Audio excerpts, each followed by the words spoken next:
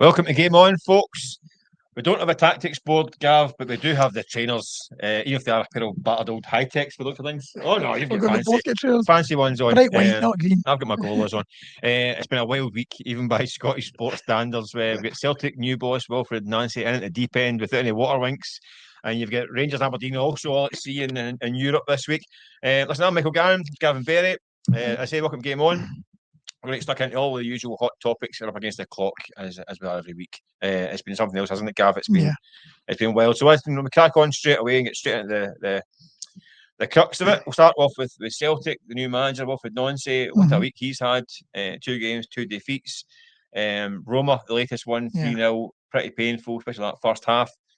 Was Wilfred Nancy's game plan to blame for the Roma pain?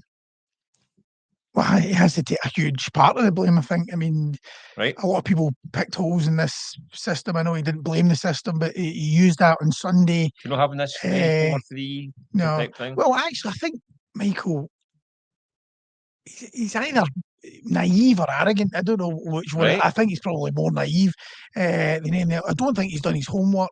The system he's trying to play, it's probably the least suitable formation to the players that he's got at his disposal. Right. I was watching you last night, actually, after the game on the Hotline Live, the Record Sports Hotline Live, and I think you right away said... I said, don't you remind me? Well, right away you said Tuneki and Yang can't play as the kind of the wing backs in this system.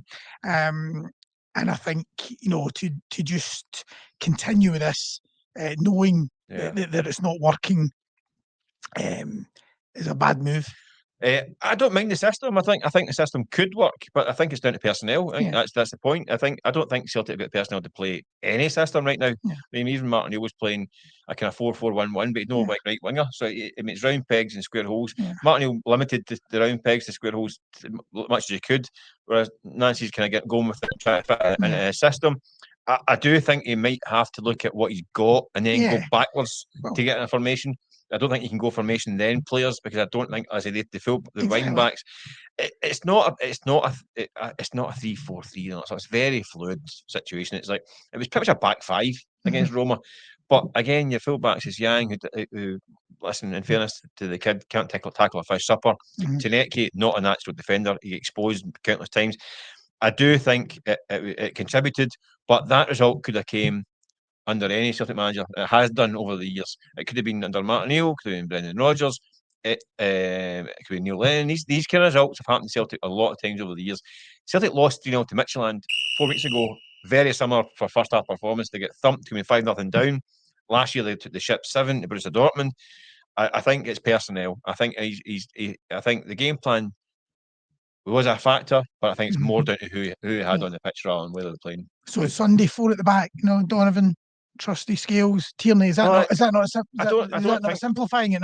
No, I don't think he can abandon his. I think it would almost look kind of weak, wouldn't it? Can abandon his own thing. He's got to stick with it now. Well, if he sticks with it and loses on Sunday, then he's only got himself to blame.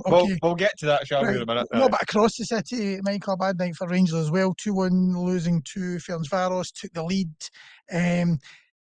Danny Rohl obviously been in the door longer. Not much. Not much longer than Nancy. Yeah. Anyway, does he escape the blame, do you think, because of the squad he's got at his disposal? We all know this is it's an awful squad that he's got. Does that mean he's completely absolved of blame? Yes. Yeah. In Europe, especially, I think Europe has been a busted flush in the last 2 games anyway. I think it was always going to be gone for the season. I mean, I think it's whether it was officially up the Swanee or not, I think Europe was not the priority. I think the team is not equipped to compete at that level. In Ferencváros are having a good season in Europe. They're doing really well. A decent looking side. I think Danny Rohl is a wee bit like he's pal across the city now. Is having to deal with a squad that is not good enough and is lacking in a lot of areas. And I think he's managed to find a way of getting results in Scotland. Not all the time. He had a couple of dodgy draws in there. But I think if you look at the overall body of games domestically, there has been improvement. They're creating more chances. They're scoring more goals. defensively, I still think they're really ropey. I think they're really ropey, and that's an area they're still flying by the seat of their pants a wee bit. And there's been games, even the games against even Kilmarnock, that looks like a comfortable game. Some really ropey moments.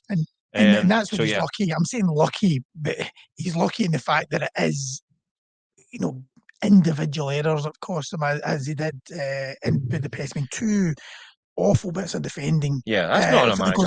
And that's not on a manager. Yeah. And I think that I actually thought the setup. I thought they played okay. The setup was fine. It was fine. There was a few decent passages of play. I thought they were okay in spells, but you can't legislate for that. No, as a manager, you just can't legislate. I think he needs to do some work in January defensively. I think he needs work big time. I think in terms of kind of positives, I think you look at Majowski getting another goal, a really well taken goal, and it looks like he's found a bit of confidence. And you know what strikers are like when they get a bit of confidence. Yeah. Having been pretty poor so far for Rangers, he seems to have got a wee bit of a mojo. Yeah. But there's still question marks over too many other ones.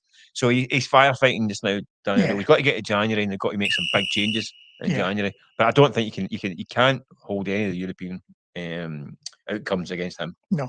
Of the 3 European defeats, Michael, Aberdeen's defeat to Strasbourg was probably the one. I'm not saying a defeat can never be positive, but they can probably take the most positives out of the 3 teams. I mean, they were up against, it was a tall order right away, Strasbourg, and Aberdeen had obviously, put a good run together under Jimmy Tillian. Do you think this defeat, because at the end of the day it's still a defeat, do you think that can dent the resurgence? No, I don't. I think they can get out of that one with a wee bit of pride. I mean, I don't think it was a particularly great performance, but I thought it was quite a good. If you take those, they had chances. The goal ruled out and all that stuff. Goal ruled out, yeah. But I think it was good enough that it was not going to rock them. Aberdeen I still think they're a wee bit vulnerable and a wee bit kind of a bit flaky at times, but there has been a turnaround in form. I mean, totally. They've put together a string of results now for the first time after a really horrendous season. At the start of the season, you couldn't work out when they're going to score a goal. And that's the thing with the league table, but this season, it just changes. I mean, remember when Rangers could have gone bottom at one point, and then they put a couple of results together, and before you know it, they're up to 3rd or 4th. Aberdeen, you look at the table there, they're only they're 5 points off Motherwell. Yeah. Motherwell sitting in 3rd, and they've got a game in hand over Motherwell. So a crucial spell. I think that's the thing. I don't think that the defeat to Strasbourg is going to change a lot for them. They need to just make sure they keep doing what they're doing. If they can repeat that performance level, they've always Kilmarnock on Sunday at home. Crucial spell as the festive period always is. They've got a trip to Celtic Park. Might not be quite as daunting, given the transition to Celtic just now. So if they can string a few more league wins together and get on a run, things could look a whole lot different for them. Yeah, they went. It was 8 games without defeat going into that game the other night. So they have shown a good bit of form and a bit more resilience. It's a manager who, by the way, they was under serious pressure not so long ago. But what I would say, they've got a really difficult run now. So now we'll find out, because they've got, as you mentioned, they've got Kelly, which is. Kelly not a great season, but it's still a tough game. They get Sparta Prague next week. They get straight another European game, unlike the rest of them. That rounds off their campaign. But then it's Celtic, Dundee United, and Hibs over Christmas. It's a tough Christmas schedule. Games coming thick and fast.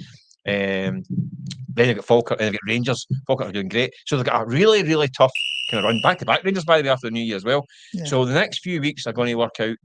Aberdeen going to go on, kick on, and get a few results and be a top 6 European contender, or they're going to fall back to the kind of slight misery. Yeah, that's it. We're going to find out over Christmas, because this period is tough. Like with so many teams. Yeah, but I think particularly Aberdeen have got a tough run. Yeah. Right, we're going to go back, because obviously this weekend is the first cup competition of the season, the Premier Sports Cup final at Hampden. Celtics are Mirren.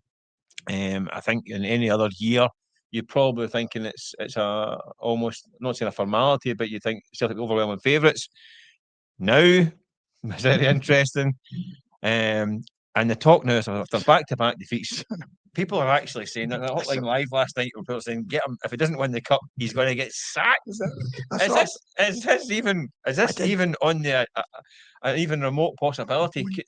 Does Watford Nonson have to win the cup to keep his job after a week? When I was scrolling through Twitter earlier, I noticed that there was a poll: if he loses on Sunday, does he get the sack? I mean, it seems absolutely incredible.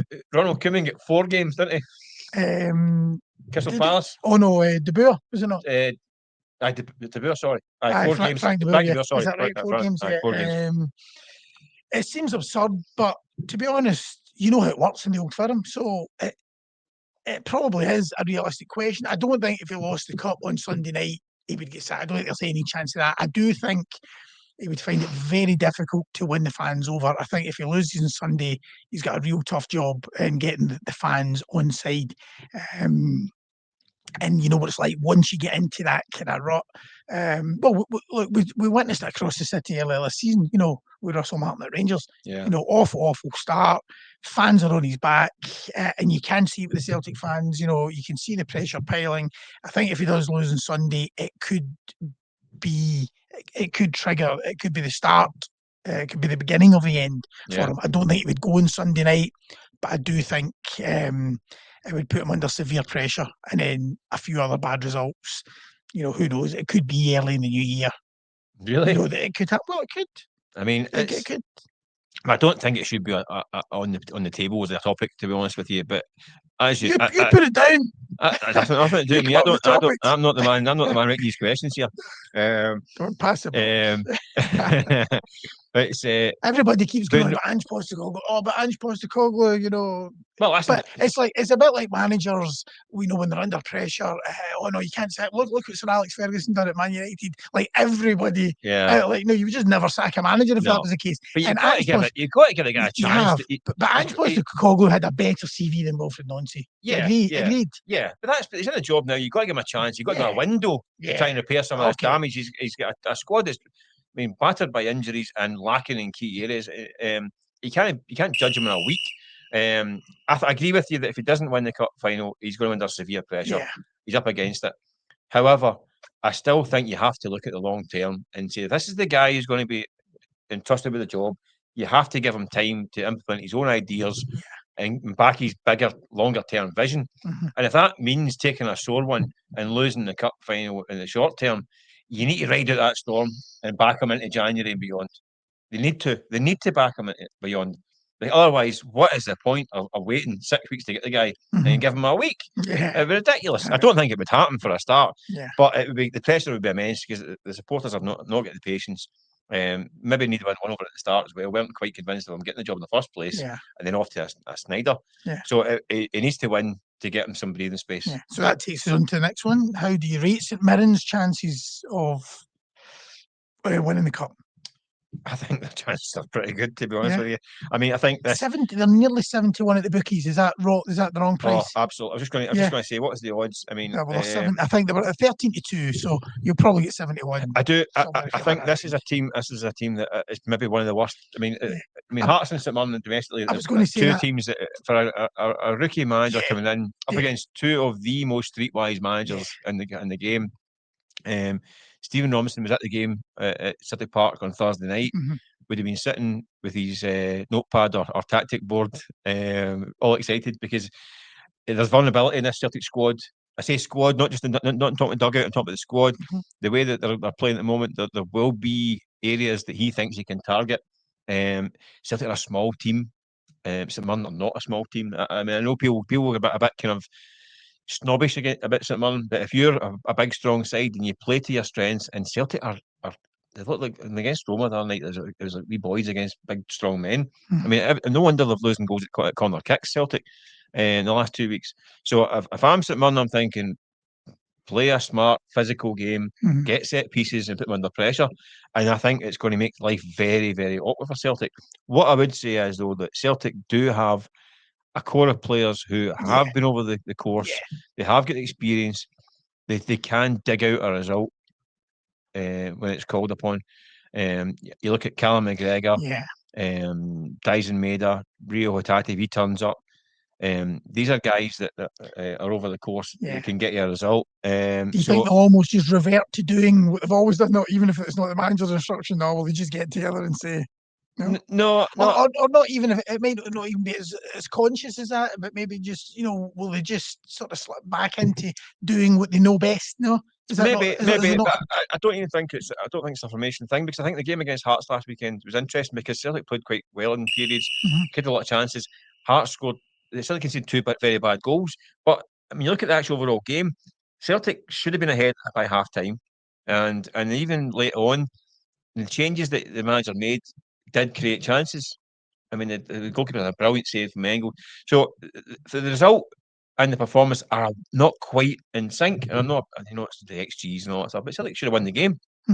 And I think Dermot McKenzie said something along those lines. It was a bit of a game that could have went either way. But it's because he wins the game. It's framed as the man's a dud, and it's a masterclass from Hearts and all that, and it's be taking up the skill road and all that. So I don't think that's quite the case, but this is going to be another one of those games that could be something similar, because Celtic don't have a cutting edge, don't have any attacking, and third is woeful, so they're not going to be clinical, which means that someone will be in the game for 90 minutes and beyond, and it means that they can get advantage of a set piece or a moment or a lapse, which means that this is a live fight, big time, and 71 is ridiculous. I'll be putting a wee £2 on that one later on. Because I think that's a great bet. But I just think Celtic's experience, guys, can produce wee moments. I wouldn't be surprised if Callum McGregor puts one on the top corner to win the cup. Wouldn't surprise me. Okay. Like it at Paisley last month. When you see my prediction in the Daily Record online tomorrow and in the paper, you'll see I said something very similar. Oh well, I don't like that. But, anyway, did you not hear that whistle? Oh, sorry, listen, we'll move on. Sorry. We've dragged on a bit there, a bit like the World Cup dragging on, the World Cup draw was dragged on. Well, I don't know what dragged on, the World Cup draw, or you killing me with your brilliant plans for next summer. I'm sitting here jealous listening to your wonderful trip. I'll get to them, but first and foremost, the draw was made obviously last week. Brazil, Haiti, Morocco. Where are Scotland getting their points? We're going to lose to Haiti, we're going to draw with Morocco, and then go to the Brazil game with a wee bit of belief, and then lose a last-minute goal to get put out. I was reading only 4 of the third-place sides, 4 from the 12 groups, won't make the last 32. Yeah, you just know. Through. But you just know. I mean, if there is, here's the scenario. How Scotland would that be? Yeah, here's the scenario. What I think is going to happen, right? Scotland are going to beat Haiti, right? We're going to get 3 points in the bag, which might be enough for us, right, to get us into the knockouts, right? Morocco, I think, is going to be a tough game. They're a good side, right? So I think we're going to maybe narrowly lose that one, right?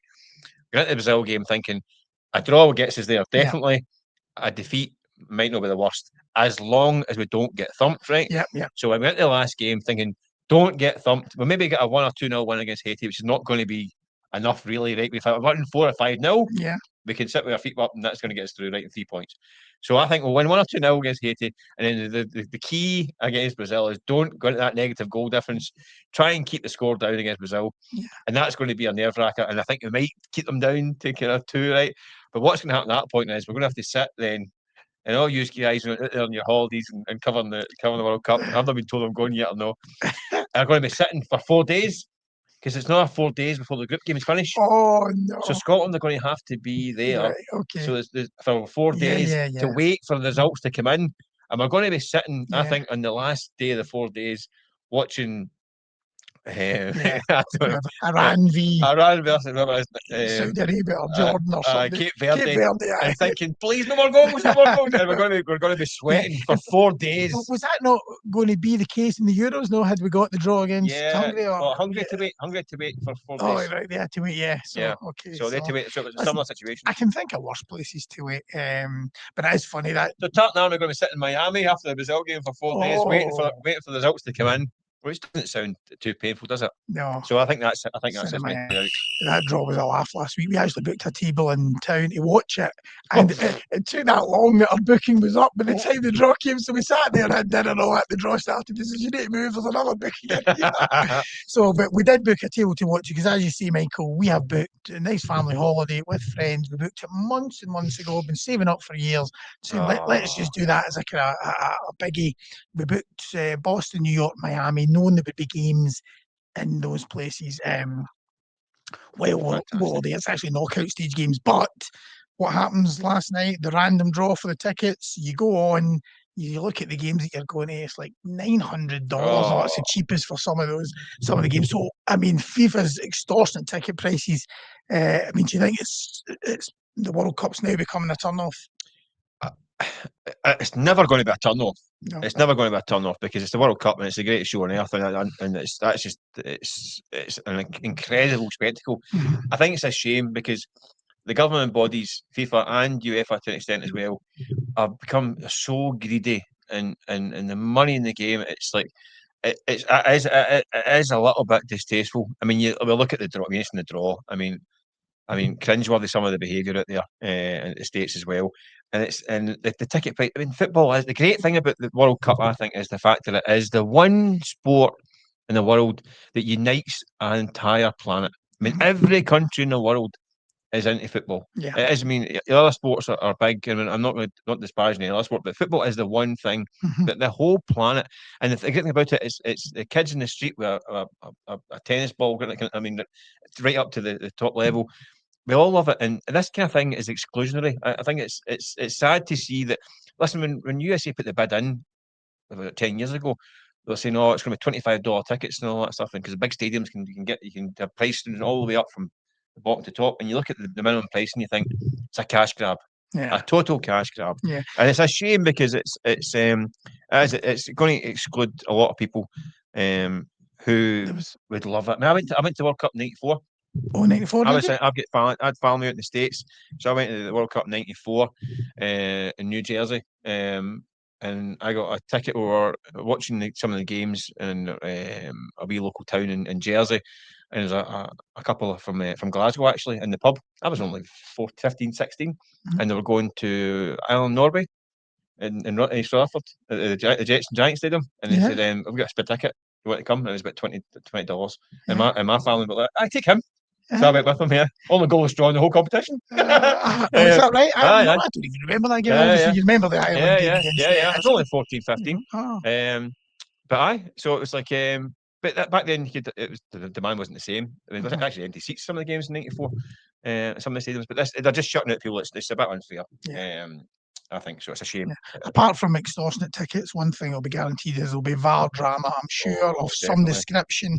Aberdeen chairman Dave Cormack was saying last week that he wants to see a 60-second rule implemented, and basically, if they can't come to a conclusion after that minute, then you just scrap it and stick with the on-field decision. What do you think of that? Is that something that I like it? You like it? I like it. Yeah, I think. Surely, if you've got VAR, the important thing is that you get to the right decision. Does it matter how long it takes? I think VAR is there to clear and obvious errors. True, yeah. So if it takes you more than 15 minutes to work it out, it's not a clear and obvious error. If it's still subjective after a minute, I think you're entitled to say, well, if it's still subjective after that period of time, then it's not clear and obvious. Yeah. I get into the minutiae and the toenails offside and all this kind of thing. It's a bit wearing. And actually, you look at every single goal that's scored, you'll find something. You will. I mean, every single goal, there's something somewhere that you can go, wait a minute, that's too much force, or that's a bit that. That's a bit. I think, yeah. I think a minute might be actually a wee bit too.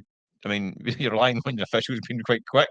So maybe give them maybe 90 seconds, maybe 2. But it's the 5-minute job to poring over the footage. Yeah. But I get the theory, because if it's taking that long to work it out, therefore it's not a clear and obvious error. Therefore it's becoming subjective, because that means there's a debate between the officials and everything else.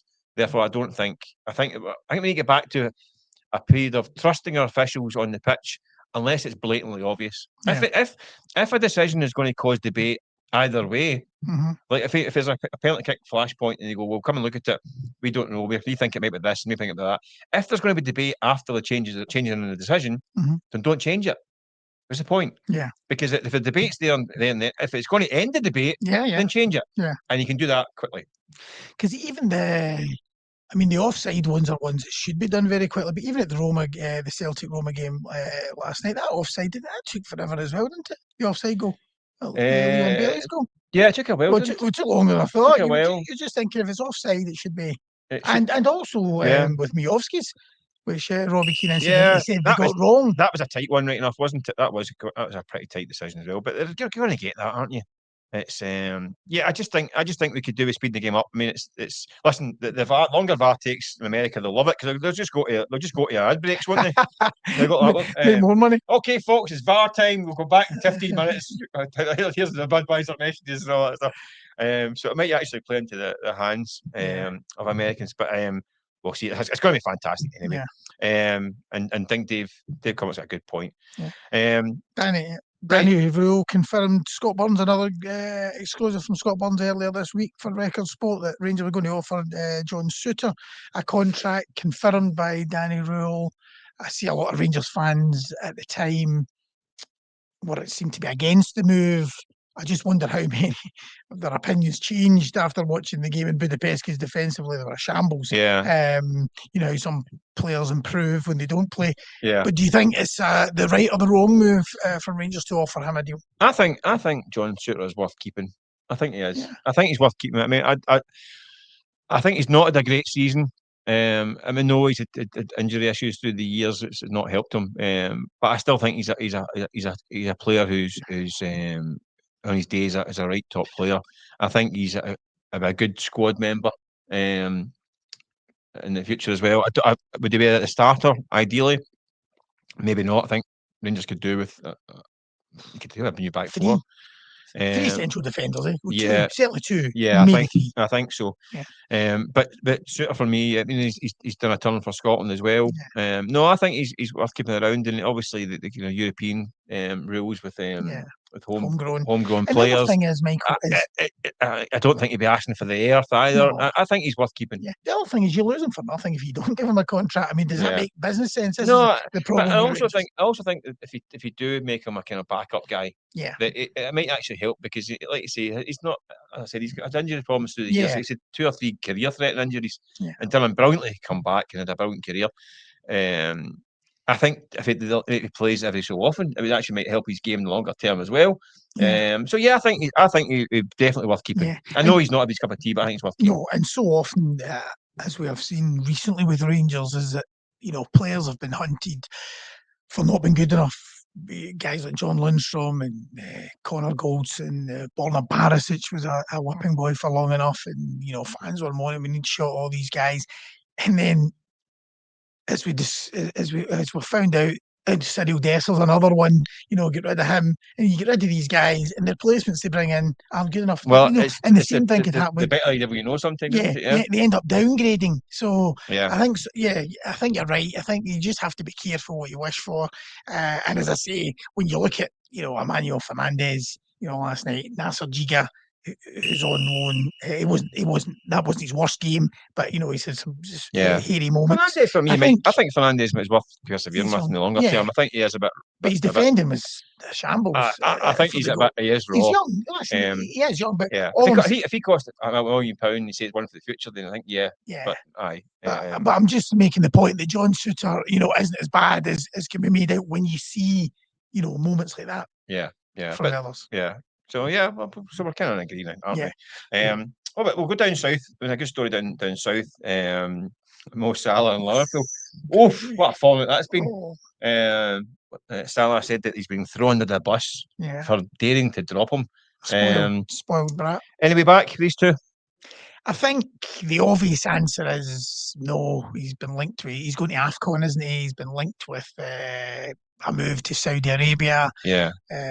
Cynics will say he's trying to engineer that move. His agents put him up to it. I think he must be. I mean, he's only on about £250,000 a week. I mean, he's struggling by just now. I mean, there's a chance to make some money in Saudi. I mean, he's struggling with £300,000 a week, isn't he?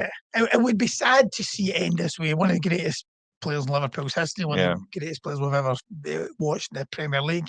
It did get me thinking, because right away everybody was saying, well, this only ever ends one way, and I was thinking, has there ever really been an example of it, of the manager and the player kissing and making up just for the benefit? Because I think that's what Steven Gerrard was saying earlier in the week, that it's their job, it's maybe Virgil van Dijk's job or Andy Robertson's job, senior players, to get to get them back together. I thought, has it ever happened? And the best example I could find, I mean, there might be others, was Tevez at Man City. I completely forgot that. The year that they won the league, remember he refused to come on against Bayern Munich in the Champions League. He went AWOL in Argentina for months, but he came back around the February, the March time, and he actually played in that game, the last game of the season against QPR when they won the league.